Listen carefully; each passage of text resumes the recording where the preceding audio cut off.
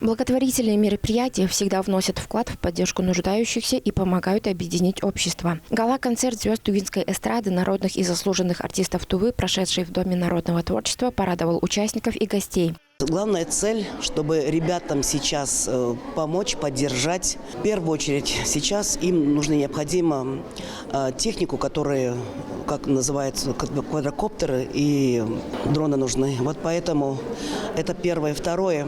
Значит, мясо и мясная продукция сейчас не будет портиться, поэтому наши чабаны, многие, они собираются ребятам отправлять мясо и мясную продукцию. Хотелось бы сказать огромное спасибо всему народу, которые приобрели на сегодняшний наш концерт. Это они от души все это делали, поэтому всем огромное спасибо.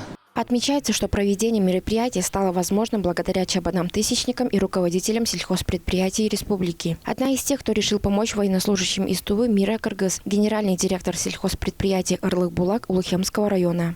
В